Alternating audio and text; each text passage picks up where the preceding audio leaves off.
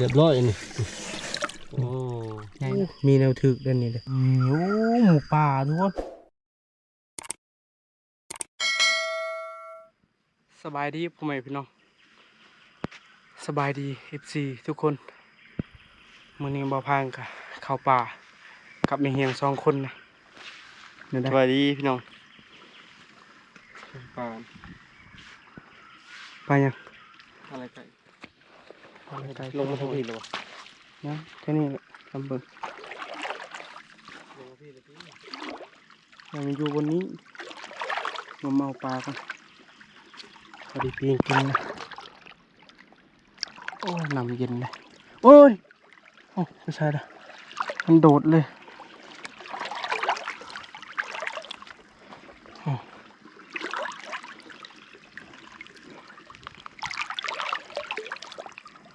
ว้าวนี่นี่เห็นป่ะเห็นป่ะฮะจับได้ป่ะลองเบิ่งมันเรียบร้อยนี่โอ้ใหญ่เนาะไข่บนไข่มาปลาปึ๊บมันปรับเลยเด้มันป่าอะไรเลยวันนี้ฝนตกแห้งเลยแต่พอพังบ่มีทีมงานเข้าป่านะเพราะว่าแต่ละคนก็มีแต่เวียกงานเห็นหอยเขาเจ้านะเขาจะเอาปลาขึ้นห้วยนี่แหละเอาเขาก็สิพักบอลเข็มกระเจ้าอยู่ถึงเครื่องคลองกระไล่เนี่ยมา2 คน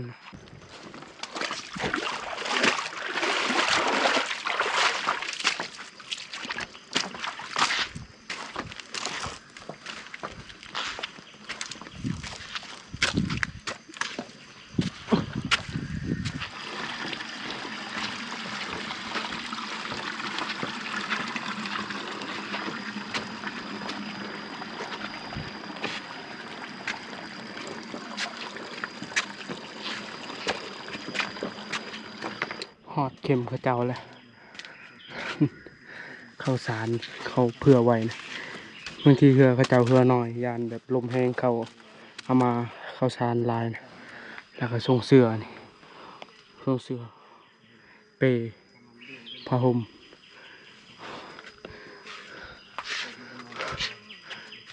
เห็นหอดถ้วยเกิบแล้วก็เสื้อเขาตากไว้นะ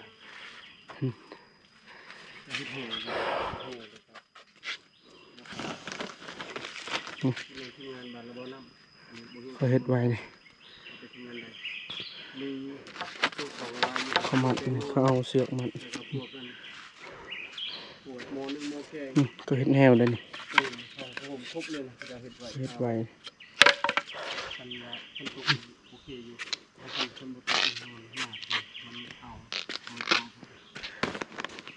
เขาพักผ่อนลายมือนะเขาจึงเฮ็ดคักแบบนี้เขาเฮ็ดงามเขาเฮ็ดปะบางทีเขามายามแหวเขาก็มาพักผ่อนบนนี้นะเข้าป่าตรงนี้บ่ไหวเลยฮ้อนตอนเดินทางฮ้อนลมบ่ค่อยแห้งปานใด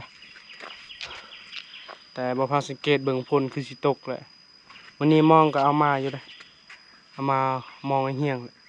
ไอ้เหี่ยงว่าลมแห้งก็ถ้าเบิ่งก่อนถ้าลมเศร้าเฮาก็สิใช้มองถ้าลมบ่เศร้าเฮาก็มีแต่แบบสิไปลัดเลยนะไปลัดขึ้นเทิงเลยกับดักเขาเจ้านี่สิเมียงกินหมดเลย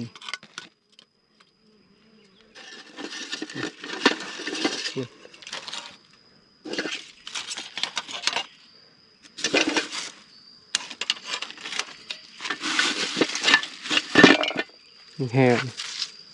โอ้มีแนวถึกด้านนี้เลยสังเกตเบิ่งนี่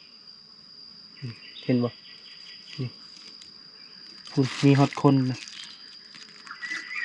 นี่โอ้หมูป่าทุกคนนี่นะหมูป่านี่พุ่นโอ้ขาดเลยนี่กับดัก1 2 3 4หลังแหวเขาเจ้านี่ถือหมูป่านี่ขาดไปเลยนี่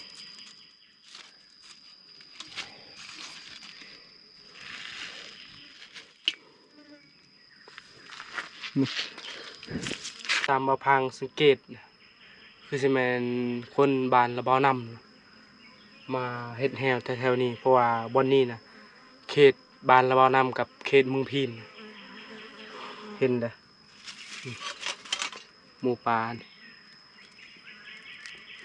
บ่ฮู้จักโลนี่เสือกนี่ยังขาดอยู่นี่ถ้าอนามัยบ่นี้นะบ่นี้นะตามมาพังเบิ่งนะเขาตากศีลแห้งนั่นศีลแห้งเขาได้สัตว์ใหญ่เข้ามาตากบ่นี้นะเห็นฮอดเลือด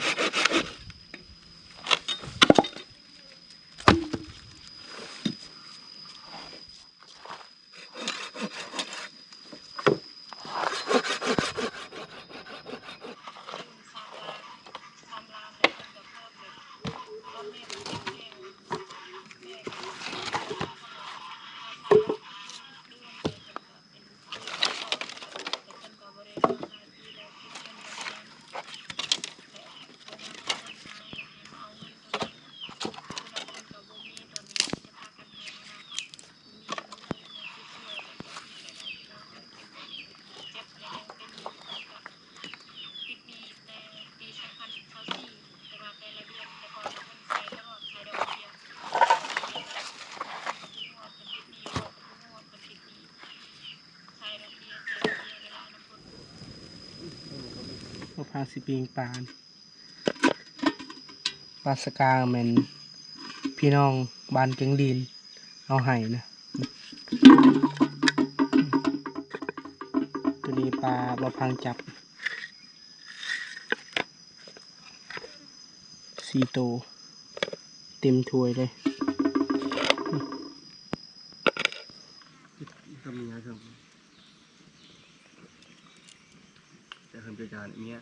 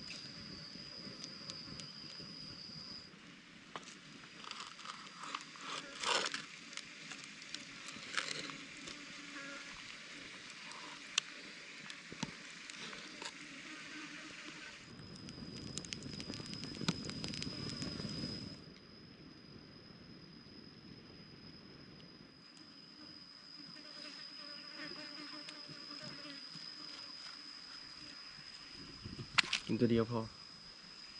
ประหยัดมาพ่อแม่พี่น้องกินข้าวนำกันเด้อกินปลาสกาง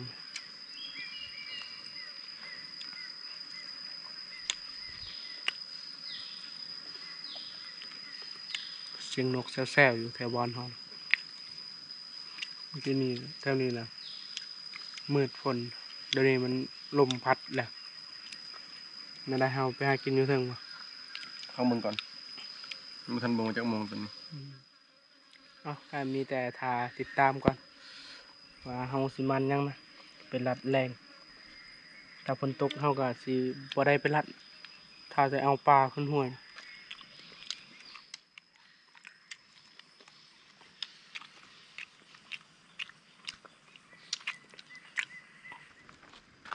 ปั่นกินข้าวอิ่มเรียบร้อยแล้วกับอีหยังพากันออกหากินนะแต่ละคน มื้อนี้เฮาสิไปหากินไก่เพราะว่ามองบ่ได้ใส่นะไปวิทย์นำตกตาดอีกไปนำเบิ่งหอยหมูป่ายันหมูป่าลงหากินแถวห้วยนะดุนแล้วบ่พังบ่ได้ขึ้นไปนะเอาแต่ไหนก็มีแต่ท่าติดตามผลงานตอนแรกนะว่าเฮาสิมานยังแถวนี้นะยากหากินเพราะว่าเขาเจ้าเฮ็ดแหวไว้นะแหวพานแหวหมูป่านะเมื่อวานนี้เขาเจ้าได้หมูป่าประมาณ80 โลนี่แหละคนบ้านละบ่อน้ำเนี่ยเขามาขายแถวบ้านเบาพังใหญ่เลยหมูป่าถึงแหวละคือใช่แมนแถวๆนี้แหละเพราะว่าช่วงนี้ฤดูคนแบบหมูป่าแบบหากินหลาย อ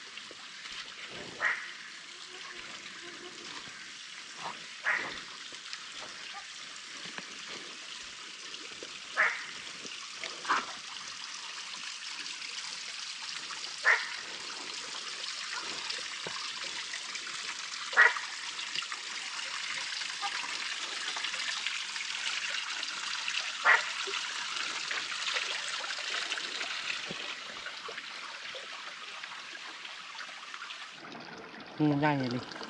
มาพางยิงบ่ทันครับมันโดดน้ำนะมันลอยที่พุ่นนะพอดีมาพางอยู่วังนั่นพอดีมันเห็นมาพางก่อนมันแล่นเลยนะมันโดดน้ำนะโอ้โหมันขึ้นทางใดเลยโอ้งูตัวใหญ่เลย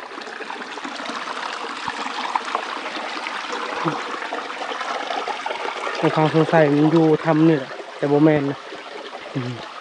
ฟังนี่แหละมาพางเห็นนี่โอ้ใหญ่เลยงูนะ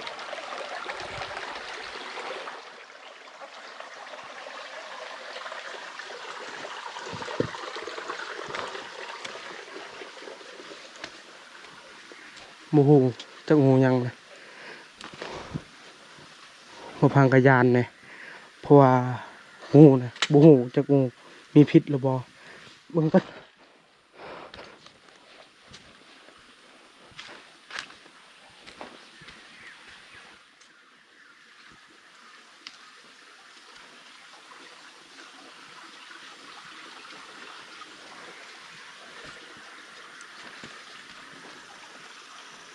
เสียดายดิงูตัวบุกใหญ่มันลอยนะมาพังว่าชิ้นยิ่งมันเห็นมาพังก่อนมันแลนเลยไปรีบนใดเลยมาพังใช้มันดีแถวทำตามเบิ่ง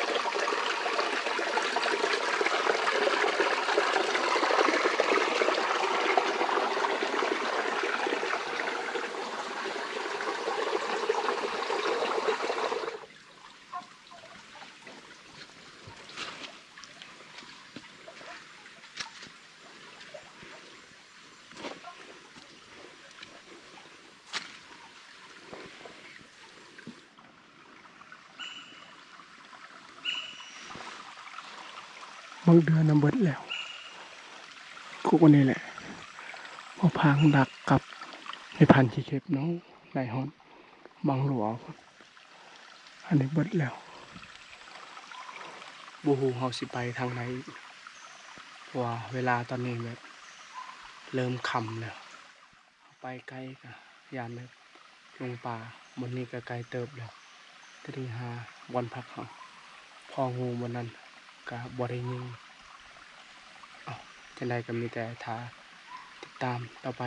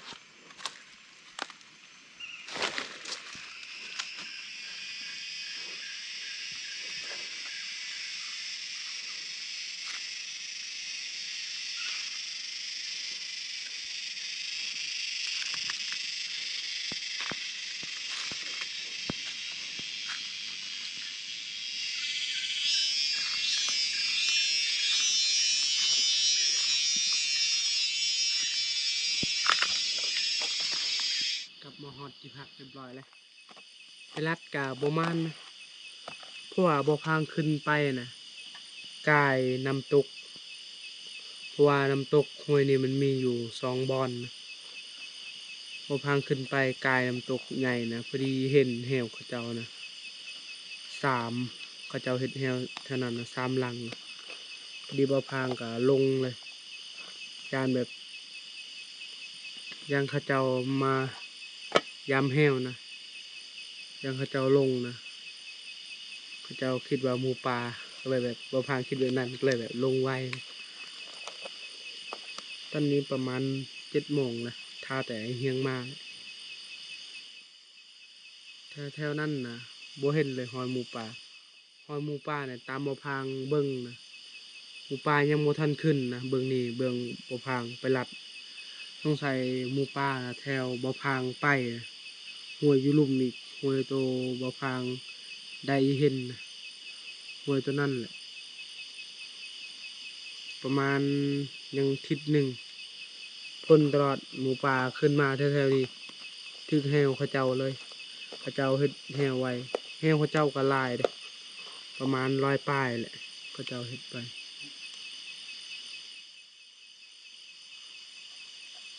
อุ่นเขาก่อนถ้าแต่ติดตามผลงานในเฮียงบ่พางคือว่าจมป่วมเลยบ่พางแบบวังสัตว์ใหญ่เห็นอยู่นกกระลางเห็นกระหอกตัวหนึ่งพอดีเห็นหอยผ่านมันนั้นเลยแบบก็ได้สนใจเป็นไรสุดท้ายจมป่วมเห็นงูกะยิงบ่ทันผิดพลาดอะไร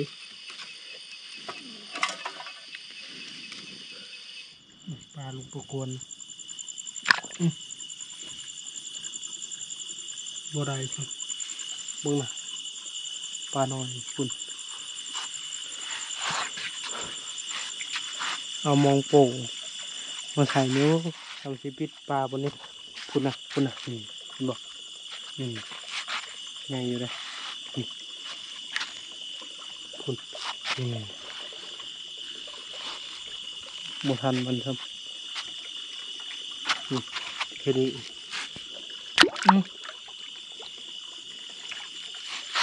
หมดได้โอ้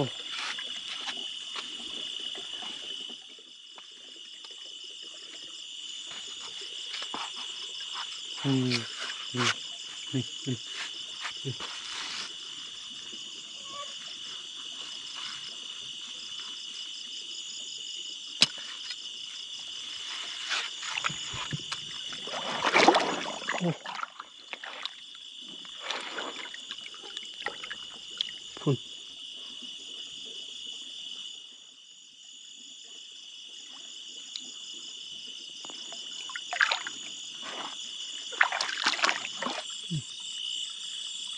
ปลาขอ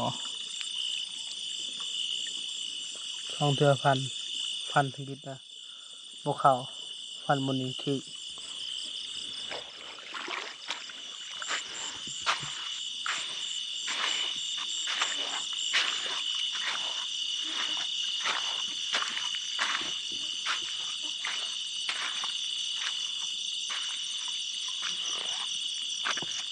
บนฟ้า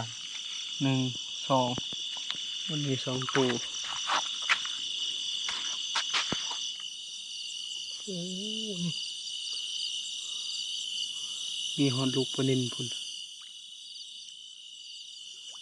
กินปลาในละ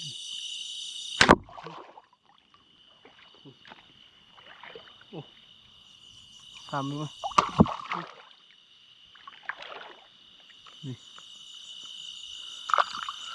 นอนที่ปลานี่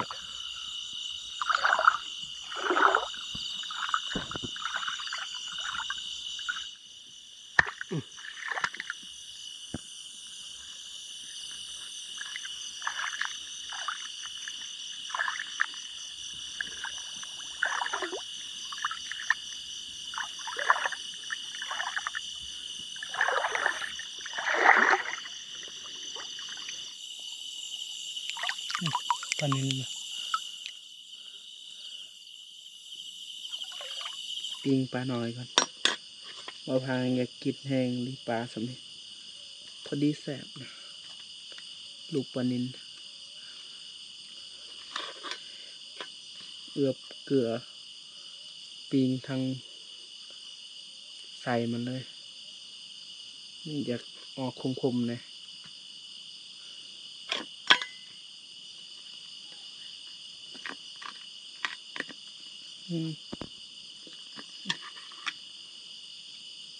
ลูกปลากวน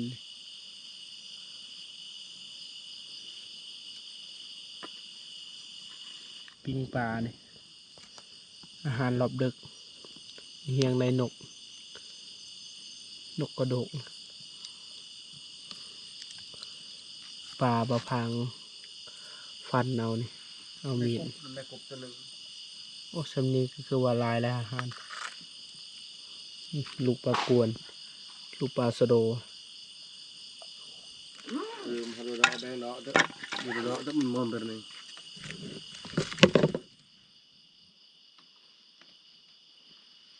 อันนี้เป็นมือ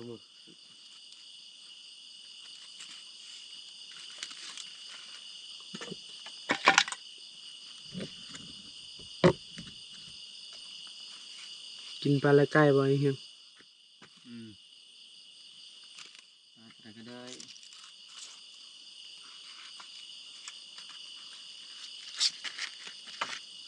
มึงไข่นะเต็มเลย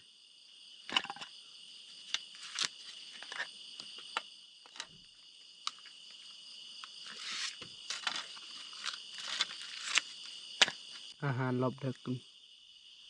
นกปลามาพ่อแม่พี่น้องมาเด้อกินข้าวรอบดึกอีกกินข้าวนำกัน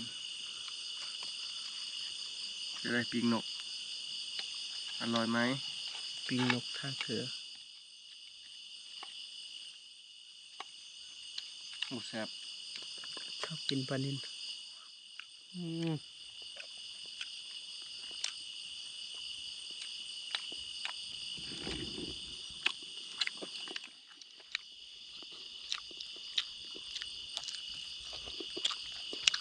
ขอเวลากินข้าวก่อนพ่อแม่พี่น้องว่าสิพิการเดือนแจงนะเดือนยังมาทันดับใส่มองกับยันมุทึกเดือนแจงคันเดือนดับทำพิการกับมั่นใจอยู่หรือว่าน้ำมองกับมั่นใจเพราะว่าสิใส่มองแต่ละคนพากันเมื่อยนะเพราะว่ามื้อนี้แกไปไกลเนี่ยแต่โบมานมีแต่มื้ออื่นเช้าดีไปรัดแล้วตอนประมาณ8-9 โมงจังใส่มองปะแล้วไปรัดต่อสำหรับอีพีนี้ก็สิขอเวลากินข้าวก่อนอีพีหน้าพอกันไหมบ๊ายบาย